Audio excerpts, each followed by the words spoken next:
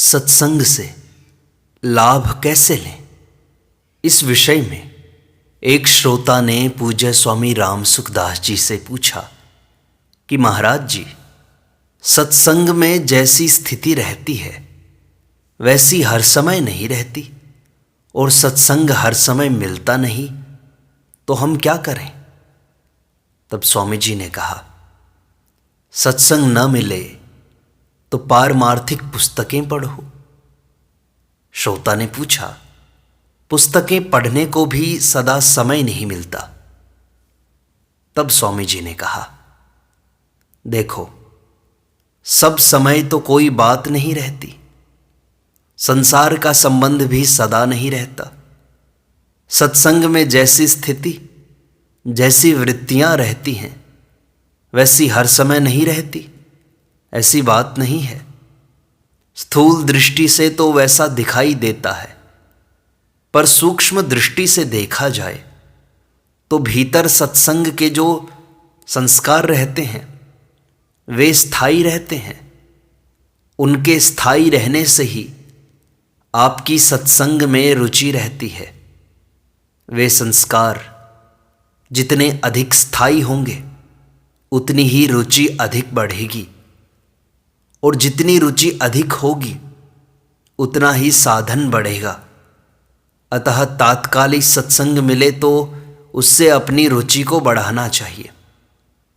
भीतर सत्संग का महत्व छप जाना चाहिए कि यह बहुत ही लाभदायक है, इसकी बड़ी आवश्यकता है मुझे। ऐसा होने से कहीं भी सत्संग हो तो आपकी रुचि होगी कि हम सत्संग करें। दूसरी बात, अभी जो सत्संग सुनने से रुचि होती है वह बुद्धि में, मन में, अंतःकरण में होती है। वह रुचि वास्तव में आपके खुद की होनी चाहिए। खुद की रुचि होगी तो वह मिटेगी नहीं, क्योंकि खुद मिटता नहीं है कभी। अंतःकरण तो प्रकृति का कार्य होने से बदलता रहता है। तत्व ज्ञान होने के बाद भी सिद्ध पुरुषों में सात्विक, राजसिक, तामसिक वृत्तियां आती हैं। सिद्ध पुरुषों में और हम लोगों में फर्क क्या रहता है? उन वृत्तियों के आने पर सिद्ध पुरुष तो स्वाभाविक तटस्थ रहते हैं, पर हम उन वृत्तियों के साथ मिल जाते हैं। सत्संग के समय जैसी वृत्तियां रहती हैं और समय में वैसी नहीं रहती, दूसरे समय में वैसी वृत्तियां नहीं रहती। इसका कारण है कि अंतःकरण की अनित्यता, अंतःकरण का एक जैसा न रहना। बदलने वाली चीज को जानने वाले आप नहीं बदलते हो।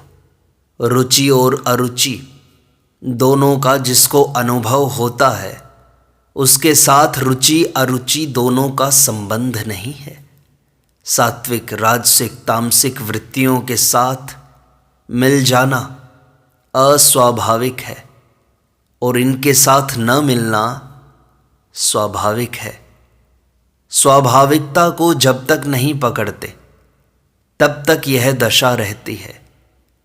स्वयं अच्छे मंदे दोनों को जानने वाला है, दोनों का प्रकाशक है, दोनों का आश्रय है। उसके आश्रित ही अच्छी मंदी दोनों क्रियाएं होती हैं। हमारी स्थिति उस स्वरूप में होनी चाहिए। सम दुख सुख स्वस्थः, वह संपूर्ण वृत्तियों का संयोग वियोग का आधार है, उनका निर्लिप्त प्रकाश है। जैसे दीपक जल रहा है, अब आप लोग आए तो दीपक वैसा ही है, आप लोग थोड़ा आए तो दीपक वैसा ही है, और कोई भी नहीं आए तो दीपक वैसा ही रहता है। ऐसे ही आपका स्वरूप वृत्तियों आदि को प्रकाशित करने वाला है, उनके साथ चिपकने वाला नहीं है। अगर स्वरूप चिपकने वाला होता तो एक के साथ ही रहता, दूसरे के साथ नहीं जाता। अगर आप सत्व गुण में चिपक जाते तो रजोगुण तमोगुण में कौन जाता? रजोगुण में चिपक जाते तो सत्वगुण तमोगुण में कौन जाता, और अगर तमोगुण से चिपक जाते तो सत्वगुण रजोगुण में कौन जाता। आपका चिपकने का स्वभाव नहीं है। जागृत, स्वप्न और सुषुप्ति, ये तीनों अवस्थाएं आपके सामने आती हैं, पर आप किसी भी अवस्था के साथ हरदम नहीं रहते। अवस्थाएं बदलती हैं, आप नहीं बदलते। आप आने जाने वाली वृत्तियों के साथ, अवस्थाओं के साथ मिल जाते हो। इसी से गलती हो जाती है। इससे आप तटस्थ रहो, देखो निरपक होए तमाशा। कभी नफा हुआ, कभी नुकसान हुआ, किसी का जन्मना हुआ, किसी का मरना हुआ, किसी का संयोग हुआ, किसी का वियोग हुआ। यह तो होता ही रहता है, पर हम इसके साथ नहीं हैं और यह हमारे साथ नहीं है। ये बदलने वाले हैं, हम बदलने वाले नहीं हैं। सत्संग के समय हम बदलने वाले नहीं हैं, इसमें अपनी स्थिति करनी चाहिए। सत्संग के समय सत्संग का रस नहीं लेना है, सत्संग का सुख नहीं लेना है, सत्संग का तत्व समझना है, उसको धारण करना है, उसमें तल्लीन हो जाना है। उस तत्व के साथ आपका स्वयं का संबंध होना चाहिए।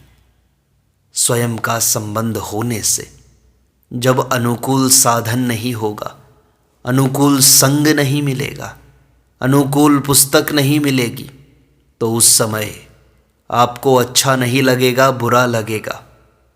फिर आप भजन चिंतन में आप से आप लग जाओगे। हमारा संबंध तो भगवान के साथ है। तात्कालिक सुख की अपेक्षा भगवान के संबंध को भीतर में ज़्यादा महत्व देना चाहिए।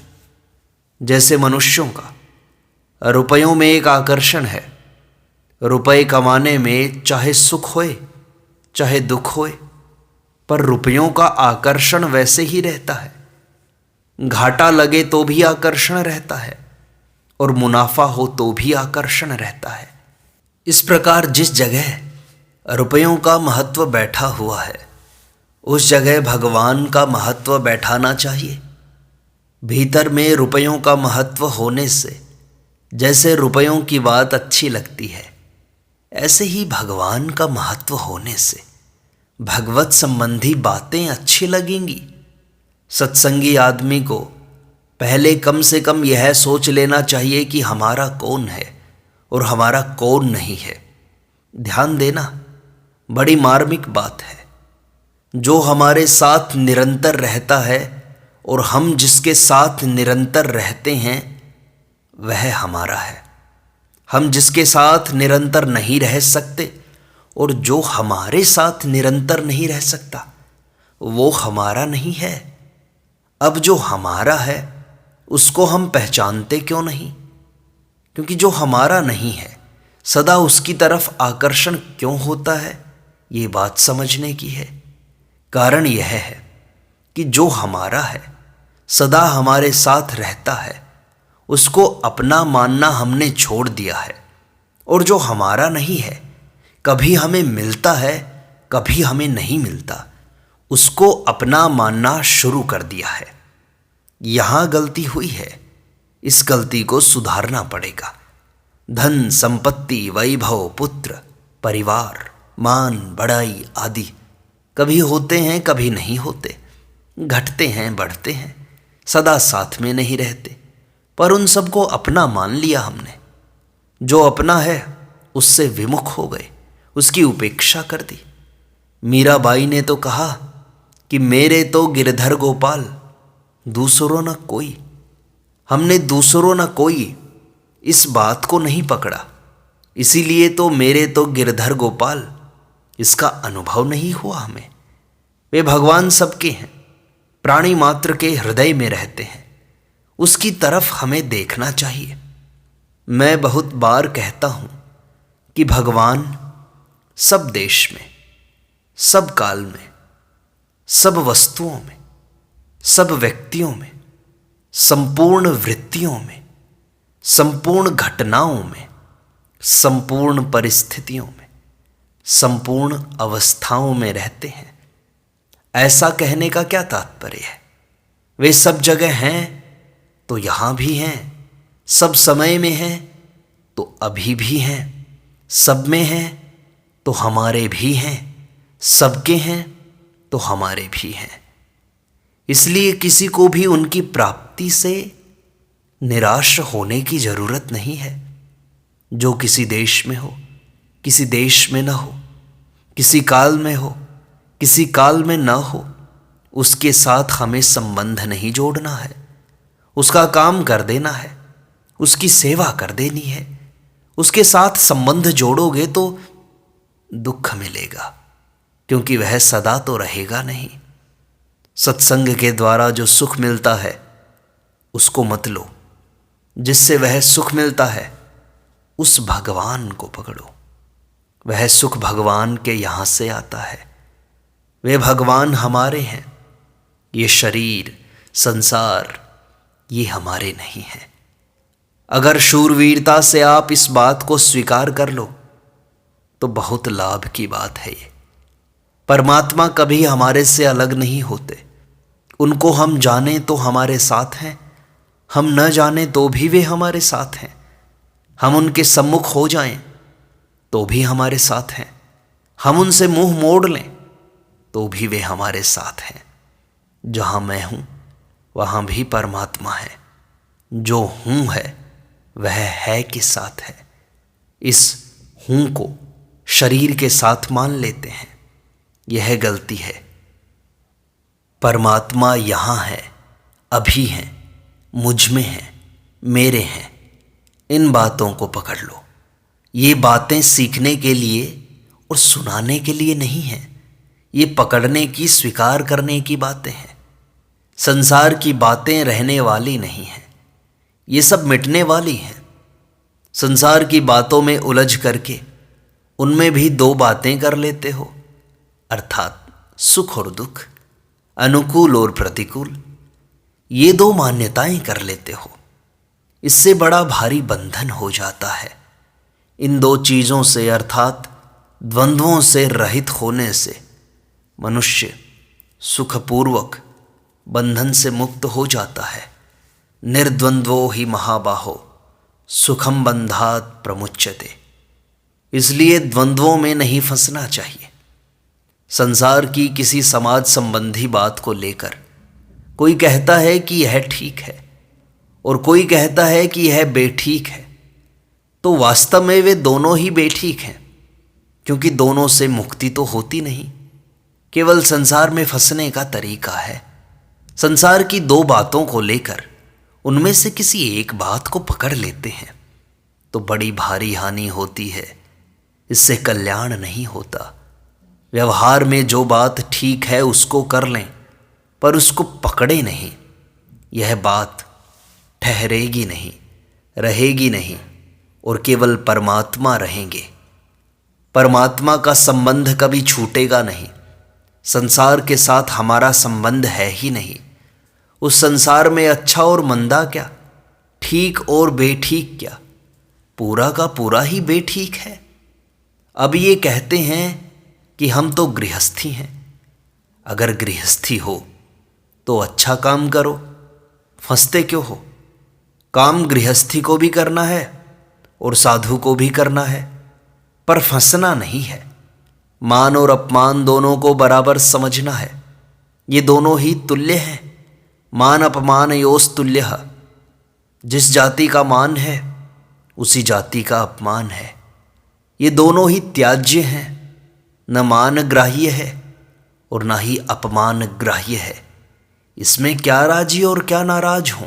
श्रीमद् भागवत महापुराण में कहा, किम भद्रम किम अभद्रम वा, क्या ठीक और क्या बेठीक है इस संसार में। गीता में आया है, सुख दुखे समय कृत्वा लाभा लाभौ जया जयौ। तो समय कृत्वा का अर्थ क्या हुआ कि जय तो हो गई तो क्या, और पराजय हो गई तो भी क्या, लाभ हो जाए तो क्या, हानि हो जाए तो क्या। सुख हो तो क्या और दुख हो तो क्या, ये तो मिटने वाले हैं सब। रहने वाली न जय है न पराजय है, न लाभ है न हानि है, न सुख है न दुख है। वक्त पर जो काम आया उसे निर्लेप होकर कर दिया बस। अतः संसार के संयोग वियोग को महत्व ही मत दो, फिर यह सत्संग वाली स्थिति हो जाएगी। परंतु संसार के संयोग वियोग को महत्व दोगे तो सत्संग की बात स्थायी होने के लिए आपको वक्त ही नहीं मिलेगा। भगवान ने गीता के आरंभ में ही कह दिया, आगमा पाइनो अनित्यास्तान तितिक्षस्व भारत। अर्थात ये सांसारिक चीज़ें आने जाने वाली और अनित्य हैं, इनको तुम सह लो। सहने का अर्थ क्या है कि तुम विकृत मत हो जाओ, राजी नाराज मत हो जाओ। ये सांसारिक पदार्थ जिनको व्यथा नहीं पहुंचाते वह मुक्ति का पात्र है।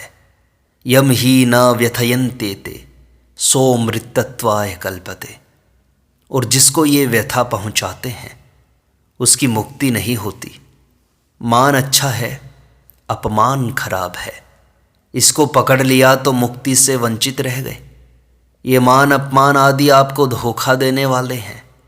ये तो रहेंगे नहीं पर आपको मुक्ति से वंचित कर देंगे। इसलिए ठीक बेठीक सब कुछ त्याज्य है, छोड़ने की चीज़ है। पर हम इनसे छूटें कैसे कि हम सम रहें, तटस्थ रहें, सुख दुख में घुलें नहीं, अपने आप को अलग रखें। आप अपनी तरफ ही ध्यान दें। मान के समय आप दूसरे और अपमान के समय आप दूसरे होते हो क्या? इसलिए इनको न देखकर, मान अपमान सुख दुख इत्यादि को न देखकर अपनी आत्मा में स्थित रहो, स्व में स्थित रहो। सुख दुख सुख स्वस्थ, इस स्व में स्थिति को ही सत्संग के द्वारा पकड़ना है। सत्संग की बातों का सुख नहीं लेना है। बस फिर सत्संग का तत्व तुम्हें पकड़ में आने लगेगा और सत्संग का तत्व पकड़ में आते ही सत्संग हमारे अंदर ठहरेगा, सत्संग का तत्व ज्ञान हमारे अंदर ठहरेगा और भगवत प्राप्ति सरल हो जाएगी। नारायण नारायण नारायण।